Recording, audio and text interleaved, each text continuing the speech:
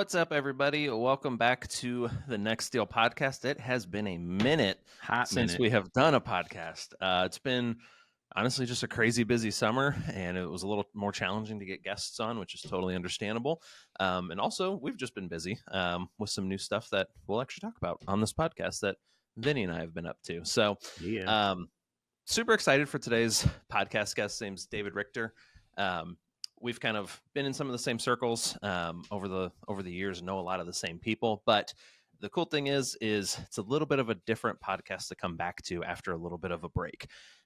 He focuses on CFO solutions in a nutshell, right? Wrote the book Profit First for Real Estate Investors. Is that right? Yep. All right, cool. I got it right. But the whole premise for him is to show you how to make the money, but also keep more of your money that you're making and going through that. And something that we literally just put together when we're doing a prep for this call is we use his system in our real estate business that Vinny and I have partnered on with our friend Matt Camp at Deal Machine that we just started 2 months ago. So that's the new thing that we're kind of up to. But yeah, small world, and I don't know how we didn't even realize that that's what this call was going to be for. So thanks for coming on, David. I'm excited. Yeah, excited to be here and excited to talk about the system. Yeah, absolutely. To get started, we always like to just give you a few seconds to just kind of introduce yourself, how you got into this space and what you've been working on. I know you've kind of been involved, obviously, with real estate for a while now. So if you could just kind of give us a little bit of insight in you for a few minutes on who you are and how you got to where you're at now.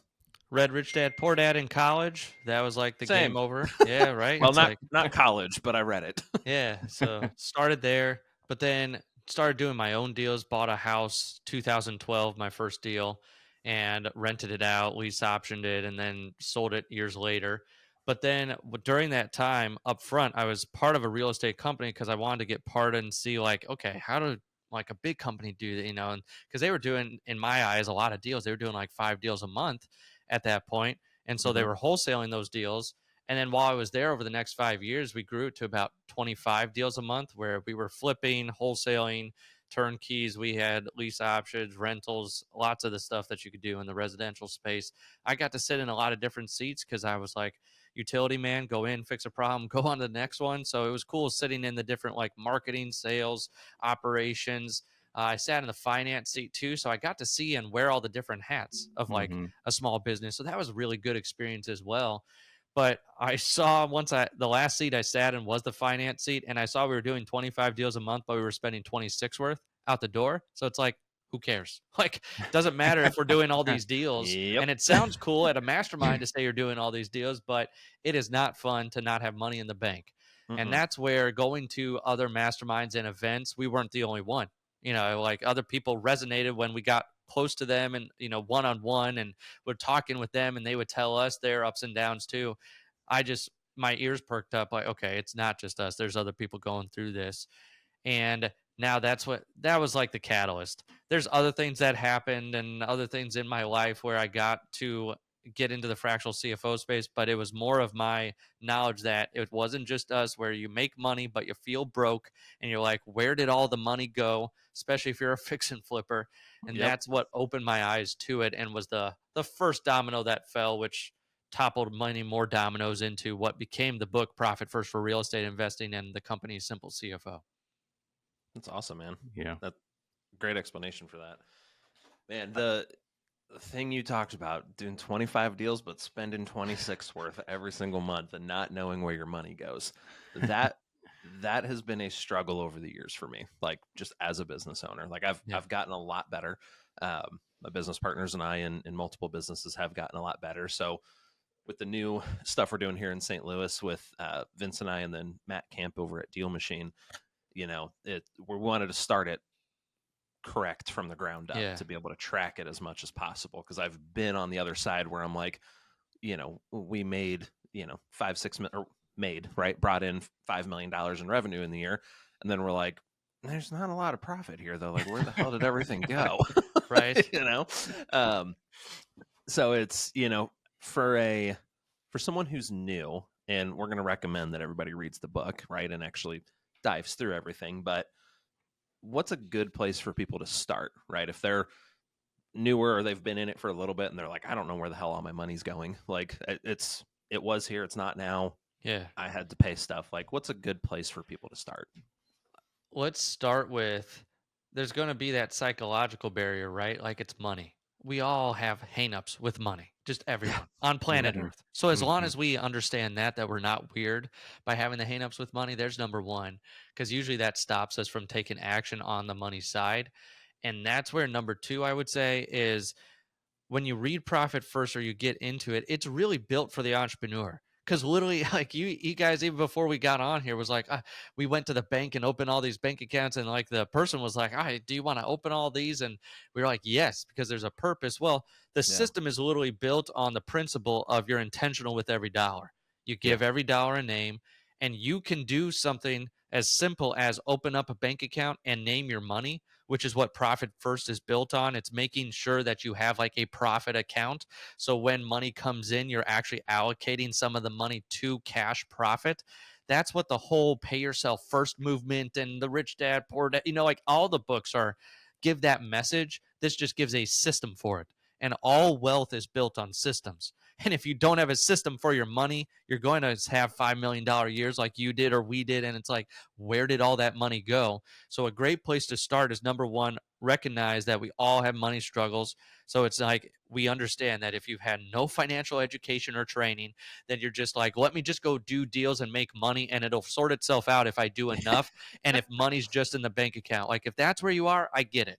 Mhm. But that's where if you need the yin to the yang, if you're going to go out there, bust your butt to get deals in the door, you need to make sure you're keeping it as well too. And this is where Profit First gives simple first steps that an entrepreneur can take, like that you don't need to know a profit and loss, a balance sheet, how to read the statement of cash flows. Like you don't need to know some of the more advanced stuff in the accounting world. You just need to know that if money's going to flow through my fingers, I need to know what to do with it. If I'm going to Mhm. close a deal, what do I do with the money and where do I put it? And it gives a simple step-by-step process there. So if you pick up the book, it dives in deep. We could go as granular as you want to on that, but that's where I would have people start is number one, recognize that we all have the money issues. And then number two, if you just start setting up some bank accounts like and naming them and actually telling your money where to go versus having one big black hole account where your money gets Right. sucked in this swirling vortex of doom and you never Yeah. see it Yeah. again. Yeah. So I There like you when go. you said that, so many people, even entrepreneurs, are money illiterate, right? yeah. They don't know what to do with it, how to organize it, and they're like, it's coming here, but what happens next? And I think I kind of had like a revelation that I think that happens because of how we're educated early on in school, right? Oh yeah, big So time. in high Mhm. school, my son is a sophomore. They take one personal finance class in their whole entire education. Yeah. One, right? Yep.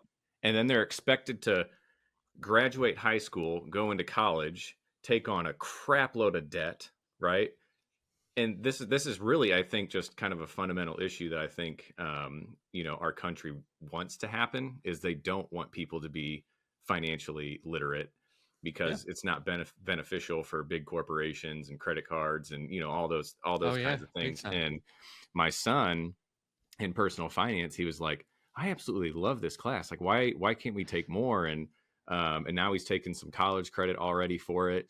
Very He's got cool. apps and stuff where he's learning how to do real estate investing in the stock market, and how to organize bank accounts and stuff. Because the teacher's like, here's some additional resources, take them Yeah. if you want them, and he's actually doing it. Hmm. So yeah, like I love the fact that you have this book that I think is so freaking helpful for a lot of people. And if you are listening to this and you don't have the systems in place for your finances, go grab this freaking book and go read it. It's on Amazon, right? And like It's all the on places. Amazon. Yeah. Yeah, I did an Audible too, so if you like Yeah. listening to it instead. Did you read the Audible? I did. Yes, I All did. right. Cool. Recorded in studio. Yep. Cool. It That's That's was a funny. really great. cool I was experience. telling someone earlier today that Spotify now has audiobooks, and I'm finding all the stuff from Audible on Spotify, and I'm like, oh, this is great. So I'm gonna see if it's on there too. There you Yeah. go. I Very don't know cool. if it is, but now it's funny you say that, Vince, because I mean, like even when I was in high school, like I graduated 2007. I remember like one of the only things we learned was how to balance a checkbook. Yep. How to write a check and balance a checkbook. Dude. Yep. And at that point, I'm like, why do I need to know this? Like, because at that point, you could just log into everything and see your bank account, like, and make it super easy and not just have to track every expenditure, like just some silly, stupid things like that. But it's in my experience, most entrepreneurs, this isn't everyone, right? But most of the entrepreneurs I know didn't do great in school, right? Right. Like there's the exception to the rule there, but like most of my friends that are entrepreneurs either didn't graduate college, didn't go to college, didn't do great in high school. I know some that didn't even graduate high school and are like wildly successful.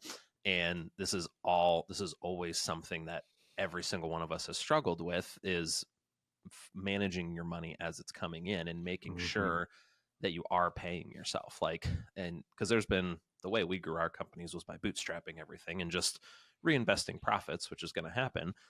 But once you get to the point where you actually have profits that you don't need to reinvest, if you don't intentionally put that in that separate account, it's getting spent on somebody, on something else. Like there's from a mindset standpoint, like have you guys ever read the book The Big Leap? I have not. No. Gay Hendricks.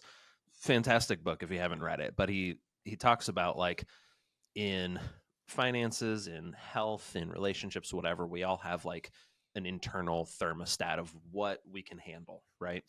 And all of us, like, depending on how we're raised, same thing with money. Like if your internal thermostat is like, I make $100,000 a year, you make 105, that extra 5 is spent immediately. So I'm comfortable at 100,000.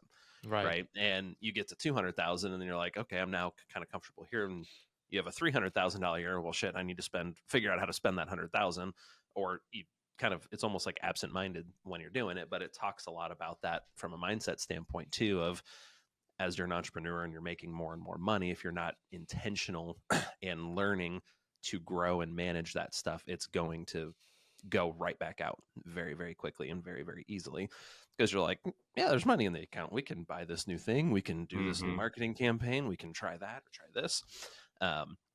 So yeah, that's a super beneficial thing that I don't think a lot of people focus on early enough. It's almost like you get to the point where you're like, my business is falling apart. Why?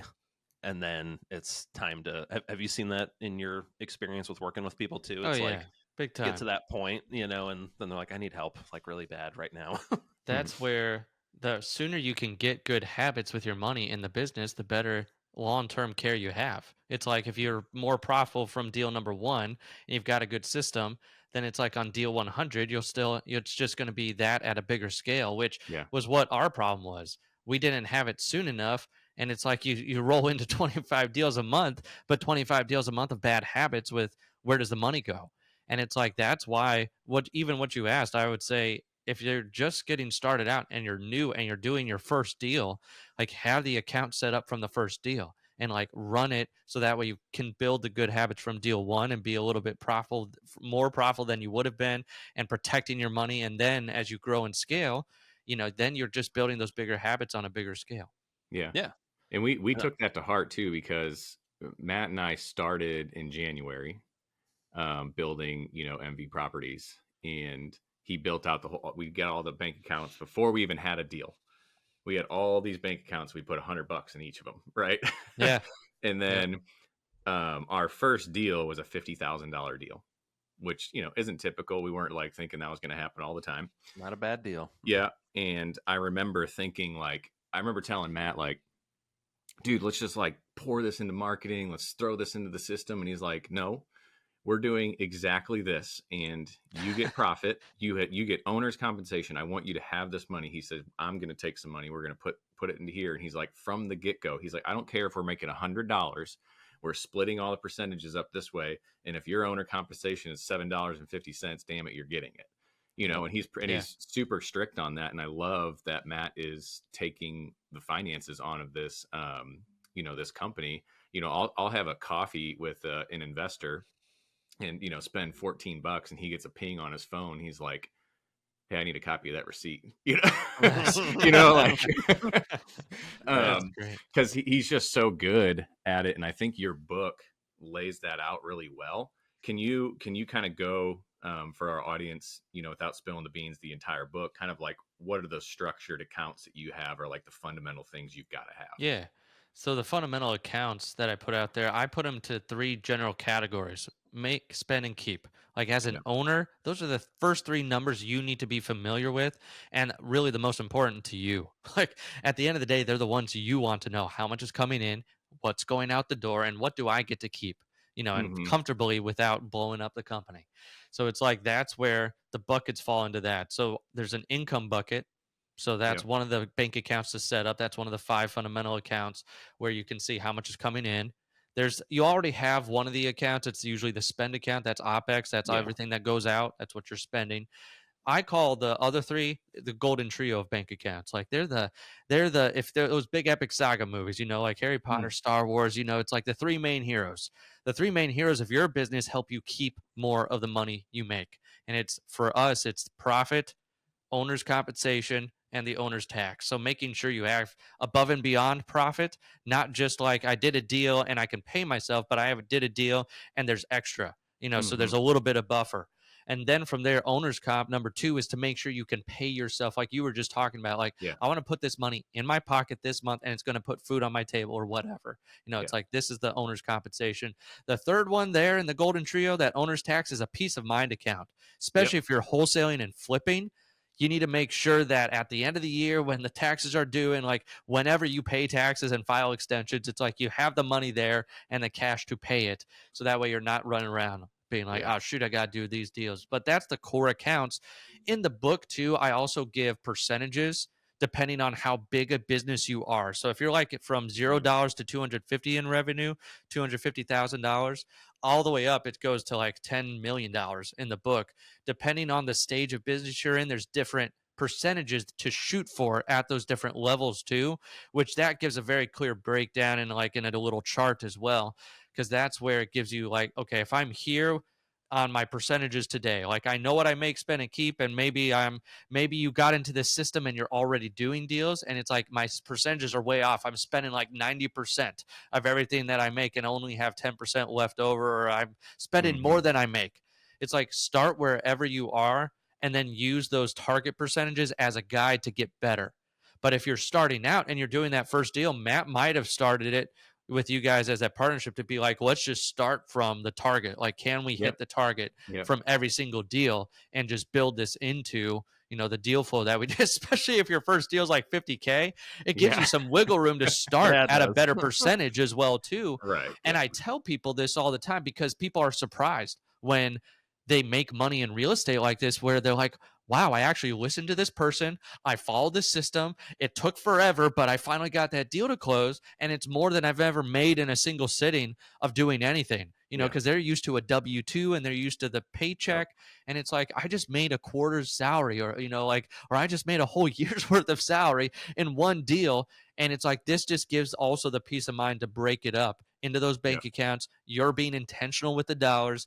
And then from there, it's like, here's the target percentages too. Can we stay on target, or are we going to go from one level to the next? Because if you did 5 of those deals this year of the 50K, you might say, well, what if we ended up doing 10 of those next year? That would put me in the next one. So do I need to invest in some people and systems because the percentages change, and you put more towards operational expenses the bigger you get, because you're paying for systems, processes, people, and people to take over your responsibilities. Yeah, for sure. Yeah. And for you guys listening, I really wish you could see that chart. It's so badass.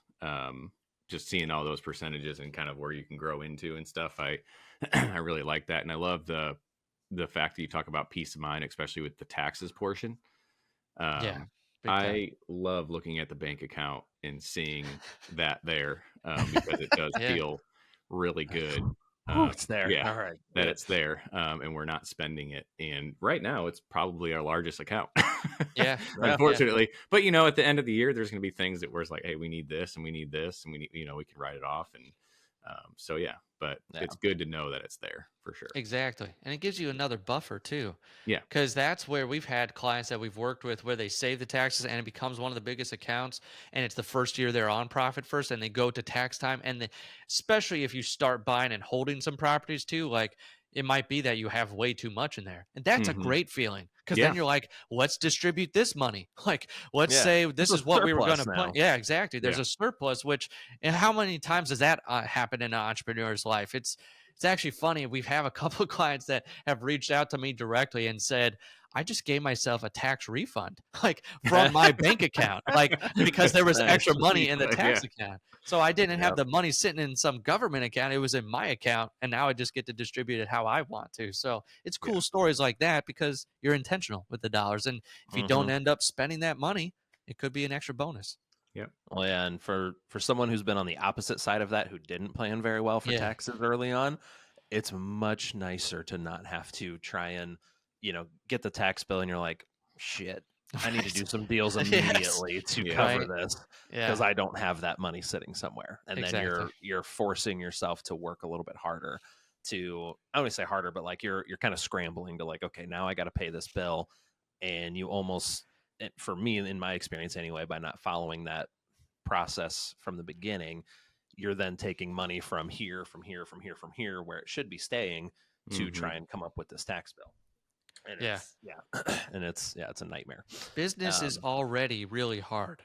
It's Yeah. like, but we make it harder on ourselves when we don't have good systems in place for our money. And it's Right. like, if you just taking the simple steps of just being intentional with the dollars can make your business experience at least a little less chaotic and stressful. So that way, you Mhm. know, like, what money do I really have to work with, and what is it named? Because that's the other thing that really throws people off. If they don't have this type of system, they have that big black hole account and there's no clarity.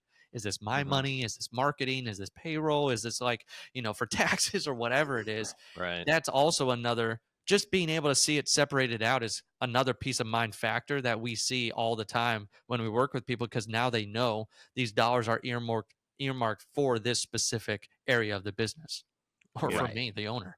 Yeah. Well, and something you said earlier is like by having these accounts already pre-established and money moved immediately when it comes over.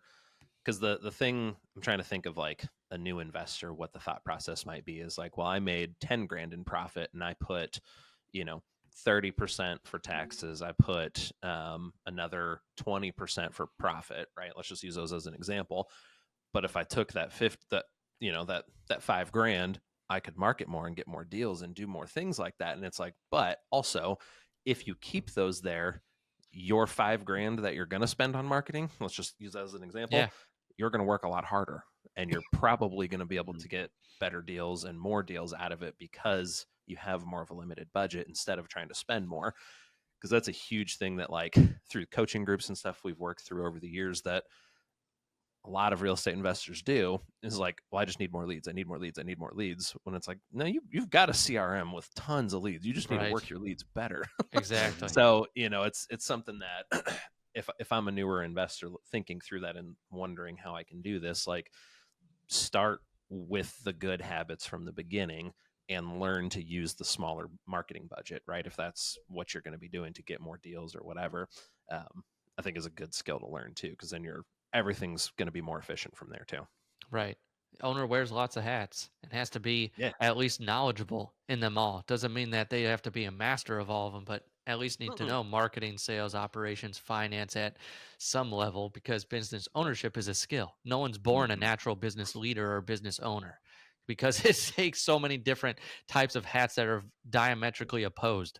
It's Right. like, if you're great at marketing, then you probably hate sitting down and looking at a spreadsheet, allergic to the spreadsheet. So it's like, Yep. that's why you've got to build that skill, or have people on the team, or get a simple system in place to at least get you up and running off the ground. Yeah. Love it. For So sure. so first step is setting up some accounts, right? Your multiple different accounts for different things. If someone wants to go a layer further, what's a good step to for someone to kind of, they've mastered that first of like just putting their money as it comes in into these separate accounts. Yeah.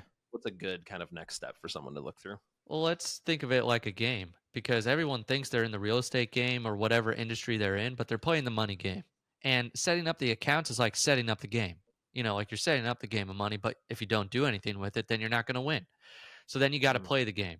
So that's where we tell people the next steps are on what to do with your money on a weekly, monthly, and quarterly basis. as it comes in. Once it comes in, if you're getting enough to have weekly transfers, that's what I would do weekly. Don't let money sit in the income account more than a week. So whether you're doing a deal a month or a deal a quarter or whatever, or you buy one deal a year, like, I don't care. It's like by Friday of that week, the deal closes, move the money from income to the other account. So keep the money in flow.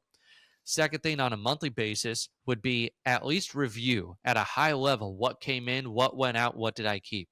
Because most people in the business are really good at solving problems, but like you said, they think more leads is the answer, but it's just a symptom of the root problem of they're not addressing that they need to do better at the leads that they already have. Same thing with the money. It's like we usually think, oh, I'm not making enough, but it's really, where are you spending it and where are you getting the returns? And what if you put more into this one channel, or what if you stop this other one because it's not producing? So it's like asking better questions like that. So number 2 is we tell people at the bare minimum, a monthly basis, looking at a high level overview of the finances. Then quarterly, I would take the money from profit and have fun with it. Like, that's why we have the profit account, is there for the entrepreneur. It's literally helping them. Like, I usually start off, when I tell people and teach people, it's, you didn't start the business for it to become this cash eating monster. You start it for whatever reason it is. Use the profit account on a quarterly basis to help you get closer to that reason and make it practical. Like, I've seen so many different types of cool things being in this business, where it's been big trips. It's been people that have moved literally from one country to another country. It's been where the spouse wants a pool, so they set up like a sub account called pool account, for the wife, so that they can see that money is going in there every single time a deal closes, and it's like tangible now to the spouse, of like what they wanted. And it's like, it can be so simple. It's just going to reflect you and what you want as a business owner from your business, whatever, whether it's real estate or if you're flipping, wholesale, it doesn't matter. It's like, if you follow the system, then on a quarterly basis, I would take money out of profit and actually have some fun with it. So that's what we tell people the next steps are. Yeah. I see a trip to Alaska account happening, Justin. There you go. Yeah, there we go. Took a trip this year to Alaska from the profit account myself with my family. Oh, yeah. Took my parents, both sets of parents, and it was a trip of a lifetime. Like, where'd you go? Skagway. Okay. We went to Juneau. There was another stop too, but we loved when we took the train ride through the mountains. That was incredible. So I was like, it's absolutely awesome. Vincent's born and raised there. I'm from, and I drop in, go to Alaska with Justin, I think once a week, just to keep it in his head. So nice. There you go. Well, then that trip to Alaska, we need an Alaska trip. Yeah, because you don't got to pay for any tour guides or anything like that. I'm the guy. There you go. You're the guy. I know where everything's even at. better. So it's more cost effective. See? Yeah. Know where to go wrestle the grizzlies. Where to go fishing. Yeah. That's awesome. Yeah. No, that's a great point too, David. I mean, the whole point any of us got into business is to make money and to enjoy the money we're making. Yeah, exactly. Right. And it gets very frustrating and very disheartening if you don't do that and you don't follow a process of being able to take profits and make money and grow and do all that kind of stuff. Because otherwise it's like you just have a job at that point, right? You just created yourself a job, and a lot of people like jobs. Me, I hate them. Like, it's not for me anymore. Like, I just don't want a job anymore. Yeah. I would rather just grow and enjoy businesses and have the profits there. And it's, I think it's very easy when you're new, especially as a real estate investor, to just keep grinding and going and, trying to get stuff moving. And then it's like, you're like we've been talking about, you're making the deals happen, you're closing them, but I'm not having any fun because I don't have any money left over. Right. Exactly. And it, I mean, in our experience too, like from non-real estate with our other companies, we haven't been the best at the profit account stuff. Like, it's something that we're working on getting better at, but it's, when you're, forgot where I was going with this. Anyway. Well, if you need someone like Matt Camp that's in your other busissises, that's what we're doing. Like, I know, right? There you go. That's where you're going with it. Just kidding. Yeah, something like that. No, it was shit. What was I gonna say? I'm gonna share this episode with Matt. He's Oh yeah, he'll eat it up. Like, and you guys are giving him big props too. That's great. We are. Yeah. No, oh, okay, I remember. But it's like it's just the money can go out so easily without you even recognizing it, especially as you just get bigger and bigger and you have teams. You know, you have new systems, you have technology, you have equipment, whatever you might have. Like, it's very easy for. I think for me, the thing that's helpful is I know that money I can't spend. Right. Like Yeah. that money is already in this account. It's not going anywhere. Okay, so do we need more income over here to cover stuff? All right, well then I'm not going to touch this money. I'm going to figure out how do I get more customers or bigger orders or whatever, like a new deal, a bigger deal, a different deal. Like maybe I incorporate some land or I incorporate something else to kind of make that gap. But it's helped me be more creative as a business owner when you get to those points where you have like a tight cash month and you're like, because it's real tempting to be like, well, I've got 30 grand in taxes, I've got 50 grand in profits, like I can just move it over. But then you always regret it every single time. You're like, son of a bitch, I spent all my money on what I shouldn't have. I'm a big Keith Cunningham fan. He wrote The Road Less Stupid, and it's my favorite business book of all time. And in there, he says, like, it does no good to run the wrong way enthusiastically. It's like you can't be running the wrong way.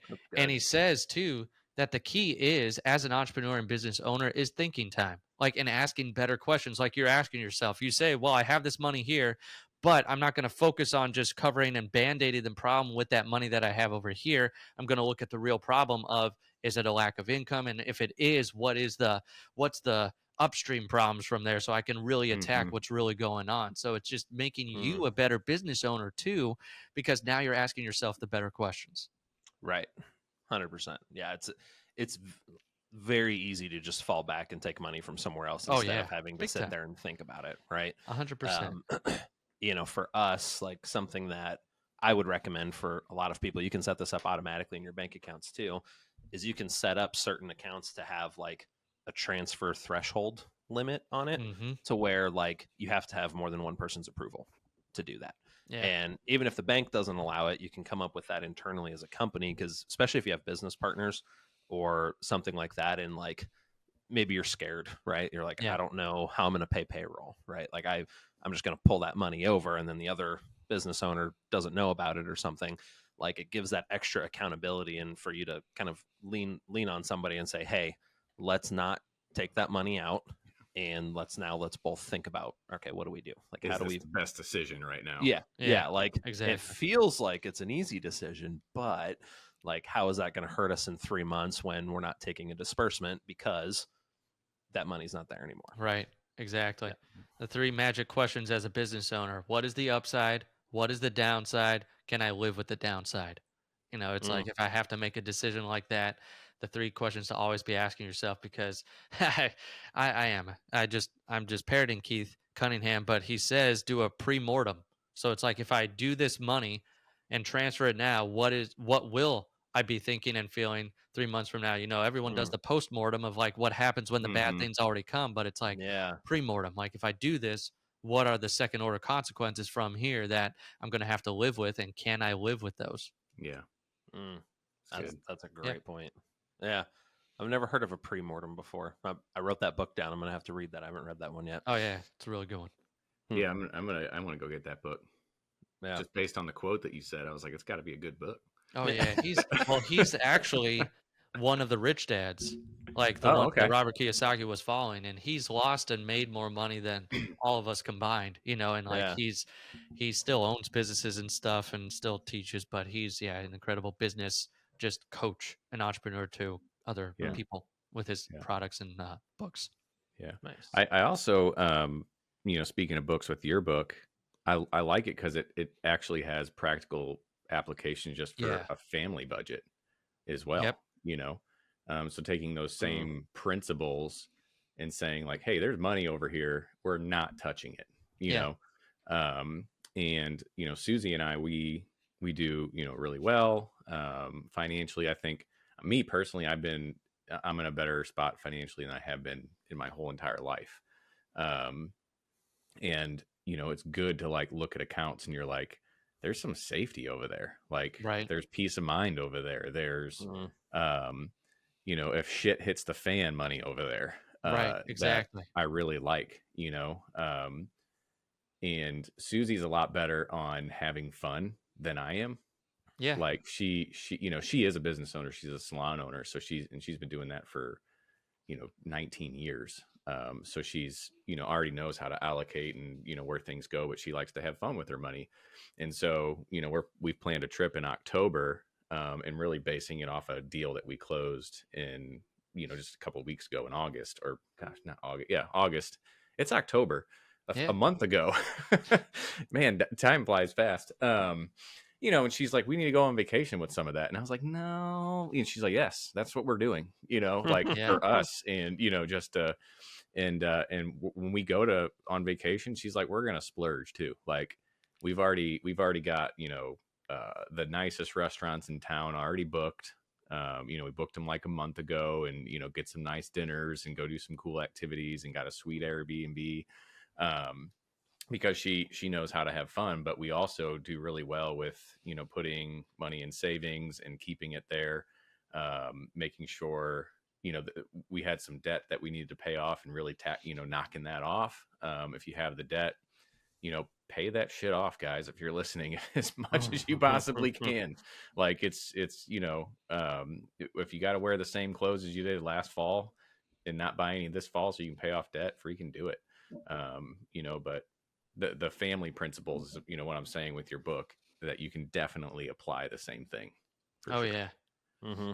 I love that you brought that up because business owners, spouses, it does, business partners, lots of people have different views on money, like we talked about. And it's like Mm-hmm. whether your penchant to go save or spend the money, that's where I feel like this is even ground. If you have a system for the money, it should help the spender know that there's money there and that they can't touch. But then it should also help the saver have fun. Like your Yep. wife is helping you have fun with the money Yep. that you've Yeah. worked hard to get in the door. So it's like people always think like, oh, it's this system is for the spenders so they can control their spending. It's like, well, no, it's for both sides. It's like there Mm-hmm. has to be the middle ground, because we have some clients we even work with where they're just like, oh, scared of touching that money. And we're like, no, you need to touch this money. Like, have you talked with your spouse about something fun you want to do? Like, I don't want you having these fights at home just because you've literally got Yeah. a system now and you've got an account there. Go and take that. So we've had conversations on both sides of the fence with people. So I'm glad you brought that up, because it helps to find that middle ground. And no, for the spenders, you can save and not touch it. And for the savers, like, you Mm-hmm. should go and spend and have fun with the money. And you've got a good system to fall back on. Yeah, that's Mm. awesome. That's a good point. It's funny too, because like usually with spouses or business partners, you have one of each. Oh, Like, yeah. my Yeah, wife usually. and I, like my wife's the saver, I'm the spender. I'm like, no, let's go have fun.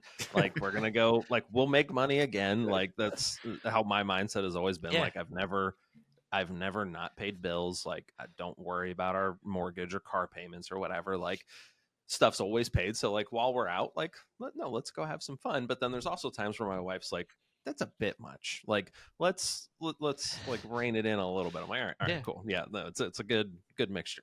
Yeah. For sure. I even talk in my book. If you read my book, I talk about my wife and I's relationship, like together around money and as individuals, like saver spender thing, and how it helped us. And it's like you said, so many of us have the opposite, that we either live with or they're in the business with us. And some people, okay, here's where a business gets into trouble, is if a business owner doesn't have that yin to their yang. Like, Mhm. if they are a spender, then that's where you get 25 deals a month, but 26 worth out the door. Yeah. Yep. Or where a saver might only be capped at one deal a month because they don't spend what they need to in order to grow the business, Get and they're more, too yeah. scared and they have the fear. So it's where it's Yeah. like you have to have someone in your life, whether that's a team member or someone you can hire, or if that's a partner, because that partner can take you to a new level. Because not a new level doesn't always mean more deals. It might just mean more money in your pocket. You're doing 25 deals a month. You don't need to go up much more than there. You just need to Mm-mm. keep more of what you're making. It's Yeah. like that's where that other person can really help give a different perspective. Yeah, Yeah. for sure. Yeah. 100%. And it, like for us with my brother Ryan, who's my business partner, and a couple things that we do, like we've always both had like a pretty good risk tolerance for Yeah.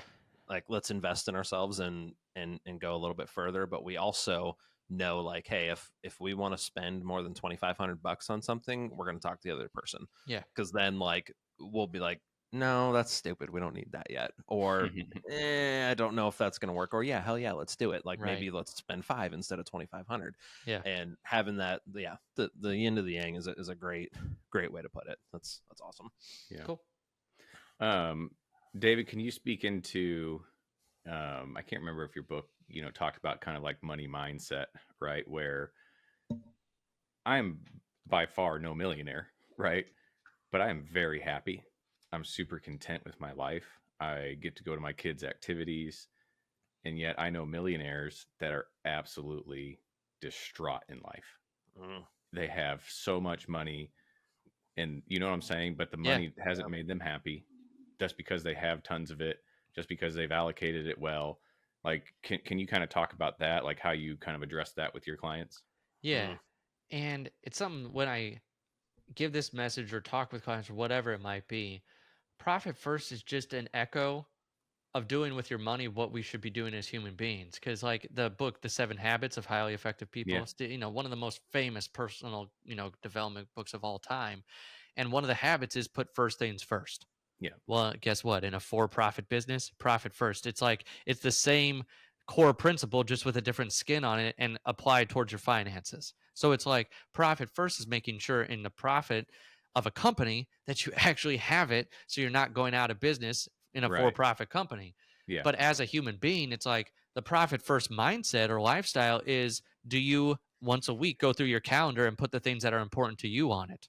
Like, do you have time for your family on there before all the other things? Because it's the same thing. Like I think you brought that up, Justin. Like, if more money is in there, I'm going to spend that money if I don't, if I'm not intentional with it, or I've got the ceilings and the caps, and that's the same thing with our time, with everything in our life. So it's like, okay, with our money, if we set up the bank accounts and we know we can't touch it, well, then we know we have to live off this. Well, in my calendar, if I put these things in here, and like on Mondays, I take off until noon to like spend time in the morning with my wife on Monday mornings, like then no one can book any calendar events then, and like stuff has to fit in around that. So that's really how we address that, is don't just build a stockpile of money. It's like also make sure you're doing the things that make you happy on the day-to-day basis in your life too, and you're scheduling it out and being intentional just like you are with your dollars now. It's like take that on a deeper level. And the other thing we do discuss is that what we were just talking about of the spender saver. It's like if you're not spending, like if you're the saver and you're not spending on yourself, like you got to spend on yourself. And you're, especially if you're married and you have a family, like do the fun stuff. And on the other side, it's the opposite. It's like, okay, you are the spender. Like this is going to help you make sure that tax time, you don't have to go do more deals. It's like, this is where we have to put the end goal in front of them as well too, of like, here's what you said you wanted. Here's the decisions that we need to make to get there. So that's the other things that we address as well, just around the mindset of money, but it's just a very core principle of life. Yeah. Well, and Vince, to your point too, of like knowing millionaires who are just miserable, right? And not happy about it. Like the thing that I've learned in one of the groups I work in is a mindset group, right? It's money just amplifies who you are. That's all it does. If you're a miserable person, it's just gonna make you more miserable. Yeah. If you're happy as shit, it's gonna make you even happier, right? It's a tool, right? Yeah. Big time. My longtime coach that I've worked with, I love his saying that money is a horrible destination, but it's an awesome tool. Like if all you're working towards is like I need more money, like Mr. Krabs from SpongeBob, like it's not a great destination at all, right? Like the people that I know a couple of people personally that have lost marriages. They don't see their kids as much. Their whole focus has been on making money and having money and doing it. And in the process, they're losing, to me, what would be most important to me, right? Like maybe it's not for them, but from the outside anyway, it seems that like you're chasing the wrong things when I believe there's a great way to have a healthy balance of it, right? Of making money, enjoying your family, traveling, like, and having a good, well-rounded life, right? Like, not too extreme in one way or another. 100%. Yeah. Oh, cool. Well, awesome, David. I really appreciate you coming on. This was a fun one. This was a good one to come back on for, a couple months hiatus is what For it feels sure. like. I don't even know how long it's been at this point, but yeah, I mean, this was super helpful. If people want to work with you, find your books, what are the best places for people to reach out to you? Well, if you want the ebook or audiobook, you could go to simplecfo.com/gift. So you can go there and download the book. And I think I also give a cheat sheet there, which has what you were talking about, um, Vinny. It was the tap sheet, the target Yeah. allocation Yeah. Yeah. percentages, and Yeah. like knowing what size business you are. So it gives that as well too. That'll just give you the first steps of profit first. It's literally like, here's 1, 2, 3. Because I'm not here to hide anything from you. Oh, you got to get the book and you got to sign up and be a client of ours. No, it's like, if you're just out there and are getting up and running, here's the first steps, because no one's teaching this. So that's where you can grab that. And then on the second page is, if you are big, if you're a business owner doing at least, I would say 100,000 in revenue top line, that's where we have plans starting at there. Like, if you're actually making money, if you're new, up and coming, I would just get the book, implement it. You can do a lot of the DIY, for your business. But then from there, if you're making money, we have plans for you. So that's the next page, is to book a call. Love it. Awesome. That's awesome, Cool. man.